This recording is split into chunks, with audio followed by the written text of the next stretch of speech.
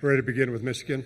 We have student athletes L.J. Cason, Roddy Gayle Jr., Vlad Goldin, Coach Dusty May. Coach, if we start with you, some thoughts on today's game. I want to begin by congratulating Texas A&M on an amazing season, and they went through a gauntlet just like we did. The SEC and Big Ten this year were every single night were games like this, and so I want to congratulate them on their season. And then I want to talk about the most difficult thing now in this new era is the transfer portal.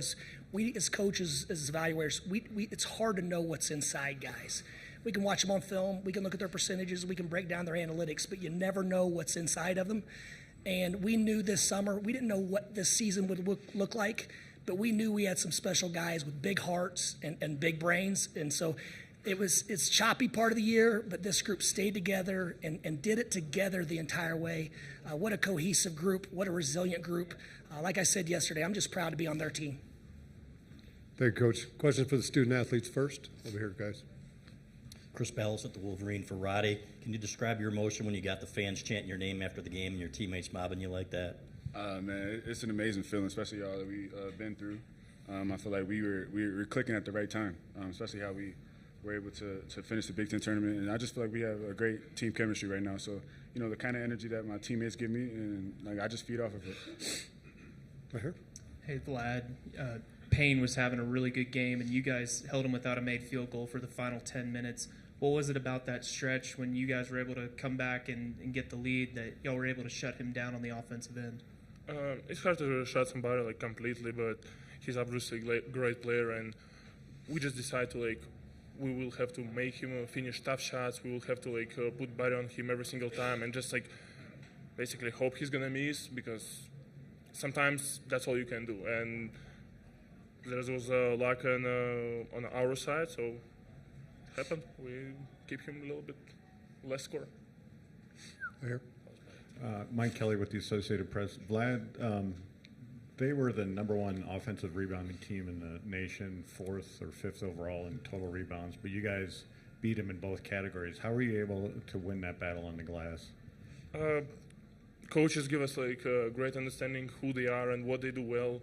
We played game before against one of the best stealing teams. Now we play against one of the best offensive rebound teams. So just a mindset. If we know what they do, we just will have to adjust it and be the same, have the same physicality as they are.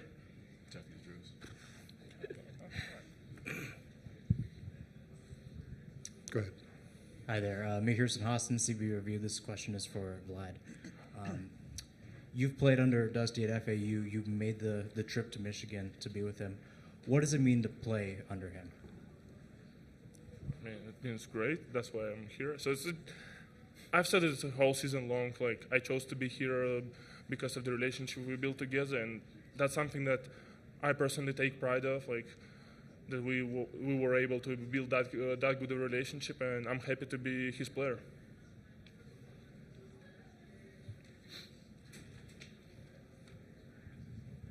LJ, your mindset when you get into the game looks like you always want to be aggressive, but looks like you were in attack mode. Yeah, most definitely. Every time I check in, the staff, including Coach May, they encourage me and they just tell me to be me every single time I check in. So I feel like that's what I did, and that's how it came out.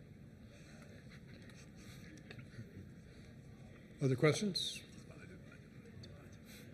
Okay, we'll dismiss the student athletes at this time. Thank you, ma'am. Keep those phone puts up. Celebrate with your teammates. Roddy, Vlad, keep those phones up. Enjoy this with your teammates.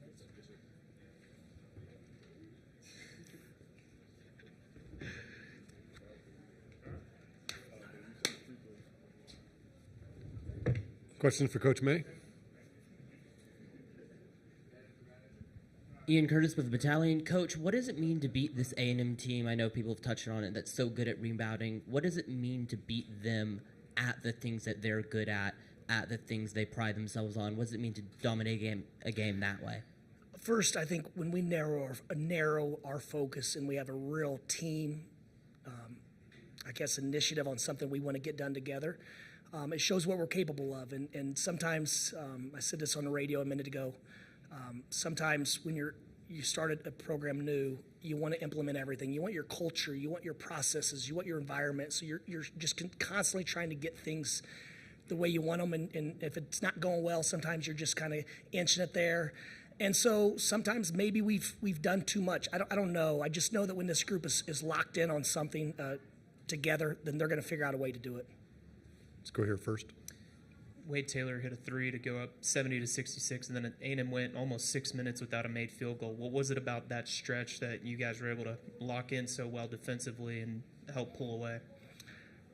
We were able to rebound the ball. We know they rely on the offensive rebounding, and so I just thought we were getting good hits. Our guards were digging basketballs out, and then I thought we got aggressive against their three-quarter court press. And we have good playmakers, and that's what one of the timeouts I simply reminded them that we don't know what defense they're going to be in, but when I look at this group of five, I see four playmakers, and who I think is the best big in the country. And so there's no reason for us to stop, let them get organized. Let's break the press and let's get into concepts. And I think that helped us. I thought that loosened the game up. And then I don't think there's any team in the country when they're scoring, their defensive energy and intensity isn't elevated. I think that was part of it. Right here. Coach John Beeline always used to talk about the outliers this time of year. Can you just talk about what LJ brought and then how happy you are for Roddy in this situation? Yeah, well, LJ, I thought it ignited this run. We were flat, and I didn't realize until I listened to Coach Williams' press conference that we played 5 in 9 days. We played 5 games. This is 5th game in 9 days. And so I started thinking, man, do we have enough in the tank? So we wanted to get to our bench. We trust those guys. I mean, we know how good they are. When they don't play, it's just we're going with somebody that's probably a little bit older and done it before. But I thought his energy, his ability to get in the paint, his decision-making was great. And that started the run. And then when the starters came back in, and then obviously Roddy's a starter that just happens to not have his name called. Those guys, they got downhill and made plays. They were poised. In the first half, there was probably 5 or 8 looks. We loved them at halftime. We went in and said, man, why isn't that dropping? We generated a point-blank shot. It didn't go in. And then we had some great looks from 3 that didn't go in. So we felt good about the way we were playing despite being down 4. And in the last 3.5 minutes of half, we were disappointed. We thought we played really well and gave up a lead. Over here first. Hey, Dusty, I'm Vinny Benedetto with the Denver Gazette. You talked about not exactly knowing what you were going to get out of guys in the transfer portal. I assume that wasn't the case with Vlad, but what made you so confident that he would be able to thrive at the heightened level? If you watched our games versus, I say Power 5. I don't know what all this stuff's called now, but we'll just call Power 5 the high major basketball conferences. Ward's laughing at me.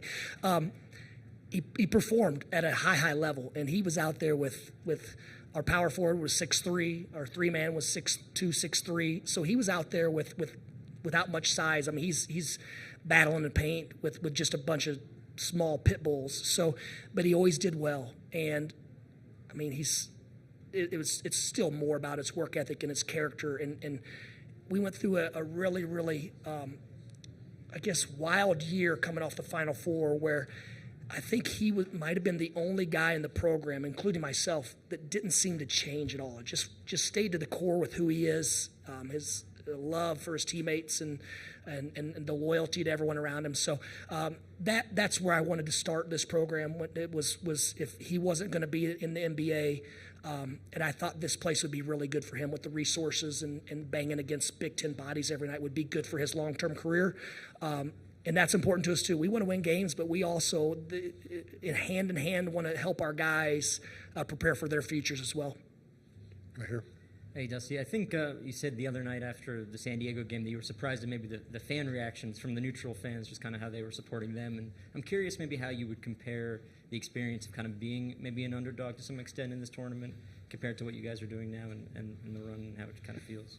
Yeah, I felt UCSD was very underseeded. I thought whatever. I thought A&M and us were just two heavyweights. It was going to be a prize fight. I actually, to all the Wisconsin fans behind our bench before the game, I bartered with them and said, I promise you that if you guys will cheer for us and give us a little jolt, we'll rally the troops across the way and we'll be Badger fans in game 2. And we want the Big Ten to do well. I think this is 10-0, Brad. We're 10-0 right now, and all the coaches and players in our league knew that this was a capability because we did it every night. We battled tooth and nail. There's no nights off. The teams that are in the tournament are just the ones that closed games a little bit better than the ones that aren't playing still. Right here. Coach, a lot's been made of Texas A&M's offensive rebounding, but they also played very aggressive, very physical defense. What kind of challenges did that present you, and how were you able to find, if not take advantage, find advantages, particularly in the second half? Well, I thought we did a nice job of attacking before they had their defense set. And we were getting to the spots we wanted to get to where we had open avenues and windows. And I thought Vlad wasn't on the perimeter as much. And when he's down around the basket, whether it's diving off the pick and roll or ducking in or we're running sets for him, he generates a lot of attention and overreactions is what we call them. So he made some big baskets, but he also caused some enormous overreactions, which helped his teammates get downhill and find some space, because when you're as big, strong as Texas A&M, it's not easy to find space on that court. Right there, Coach. Coach, I don't think you play till Friday now in Atlanta. How much do you guys need that rest? And the last time you had that much of a layoff, you guys looked like a different team against Purdue. Yeah, that's going to be the challenge. This is the tough part. This is, I think, the sixth consecutive time Michigan's been in the Sweet 16. So this is just kind of, when you get here, this is what you do. And so we have to be careful when we get back and when we figure out who we play. We've got to cleanse this, and we've got to be mature about it. We've got to turn all of our focus and energy towards the preparation of Auburn or Creighton, two incredible basketball teams and programs. So that's the challenge this time of year, to block out the extra noise, to stay in that foxhole with your teammates and staff and support staff and everyone else. And because you work since June really as a group to put yourself in position to do something enormous, and so there's we don't have any regrets because we are content being at this point. So we'll enjoy it. We'll get back to the practice court. We'll address some things that need to be fixed, and without a doubt, our guys they're so process oriented. They'll be ready to work. Right here. How critical were the free throws in the second half, and how'd you feel like you guys were able to get to the line so well and so much? Well, I thought we came up with some loose basketballs, so 50-50 balls. We were quicker too, and that's to beat Texas A&M. You have to find, but also with LJ getting in the paint and Roddy getting downhill and Ruben getting downhill, and then Trey when he came back in, that breaks the defense down. And we do have 2 7-footers, and so we're able to keep some basketballs alive. I thought Ruben Jones once again, a couple huge possessions. He tips it out. We get a start scratch. And so, obviously, you look at the box score, and 2 for 6 and 7 points and 4 assists doesn't jump out. I mean, that's a good stat line. But I thought he made a lot of invisible plays that helped us win. And then the guys, Trey, he didn't look like himself, and he came in and closed. He looked like game time Trey again. And just a complete team effort. Very happy for Ian and Harrison and Charlie to step on the floor in an NCAA tournament game. Those guys, they've been awesome in scout team and getting our players ready, along with Fat and Oscar Goodman. So happy for those guys to step on the court, show those jerseys off in front of their friends and family and whatnot. But just proud of the group's resiliency more than anything else. Anything else? Okay, thank you for your time, Coach. Thank you guys. Appreciate